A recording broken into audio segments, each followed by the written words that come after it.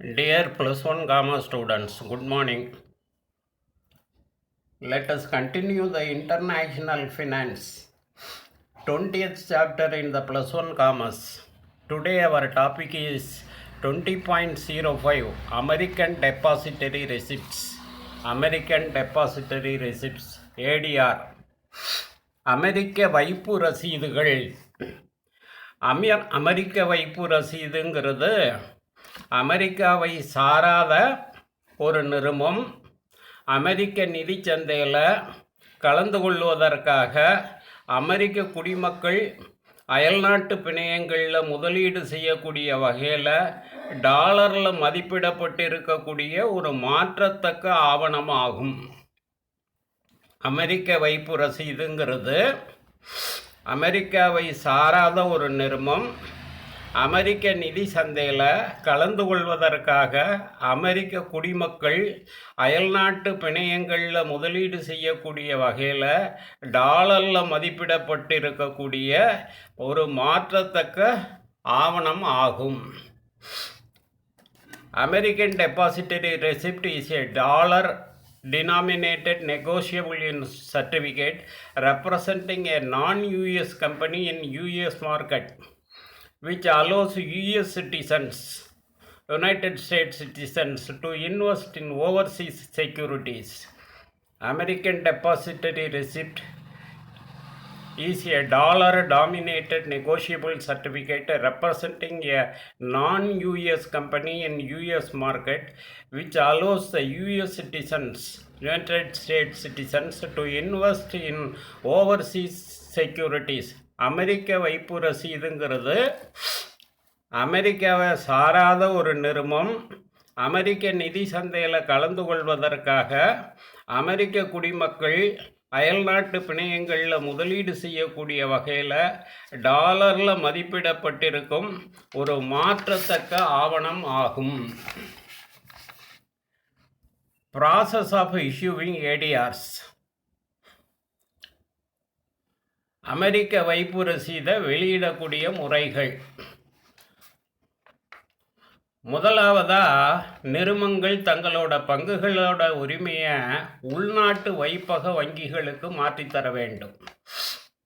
பிறகு உள்நாட்டு வைப்பக வங்கிகள் அமெரிக்க வைப்பு வங்கிகளுக்கு வேண்டுகோள் விடுக்கும். ரூபாயின் மதிப்பில் இருக்கும் பங்குகளை டாலர் மதிப்பில் வைப்பு ரசீதாக அமெரிக்க வைப்பு வங்கிகள் மாற்றித்தரும். இறுதியாக தேவைப்படும் முதலீட்டாளர்களுக்கு இவற்றை அமெரிக்க வைப்பு வங்கிகள் வெளியிடும்.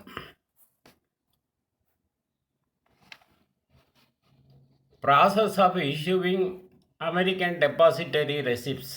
Steps. First of all, a company hands over the shares to a domestic custodian bank, DCB. முதலாவதாக நிறுவனங்கள் தங்களோட பங்குகளினுடைய உரிமையை அயல்நாட்டு வைப்பக வங்கிகளுக்கு மாற்றித்தரும். Then the DCB, Domestic Custodian Bank, requests the American Depository Bank to issue shares in the form of ADR, American Depository Receipts. பிறகு உள்நாட்டு வைப்பக வங்கிகள் அமெரிக்க வைப்பு வங்கிகளுக்கு ஒரு வேண்டுகோள் விடுக்கும். American depository bank converts the issue which are in rupees into US dollars, United States dollars. ரூபாயினோட மதிப்பில் இருக்கக்கூடிய பங்குகளை டாலர் மதிப்பில் வைப்பு ரசீதா அமெரிக்க வைப்பு வங்கிகள் மாற்றி கொடுக்கும். Finally American depository bank issues them to the intending investors. இறுதியாக தேவைப்படக்கூடிய முதலீட்டாளர்களுக்கு இதை அமெரிக்க வைப்பு வங்கிகள் வெளியிடும். Features of ADR. அமெரிக்க வைப்பு ரசீதோட சிறப்பு அம்சங்கள். The features of ADR, American Depository Receipts, are briefly given hereunder.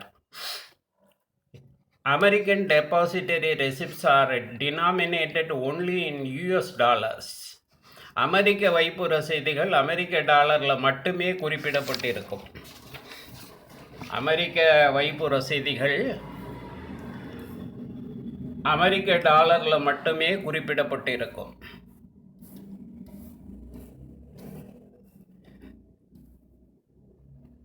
They are issued only to investors who are American residents. அமெரிக்க குடிமக்களாக இருக்கின்ற முதலீட்டாளர்களுக்கு மட்டுமே இது வெளியிடப்படும். அமெரிக்க குடிமக்களாக இருக்கிற முதலீட்டாளர்களுக்கு மட்டுமே இந்த அமெரிக்க வைப்பு ரசீது வெளியிடப்படும். The depository bank should be located in US, United States. வெளியிடக்கூடிய வைப்பக வங்கி அமெரிக்காவிலேயே இருக்கணும்.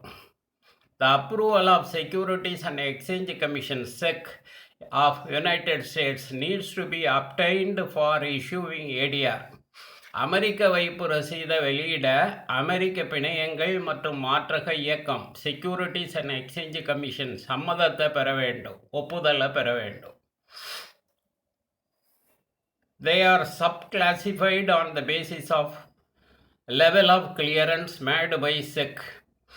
இவை அமெரிக்க பிணையங்கள் மற்றும் மாற்றக இயக்ககத்தினுடைய படிநிலைப்படி பல பிரிவுகளாக வகைப்படுத்தப்பட்டு வெளியிடப்படும். Okay students, thank you.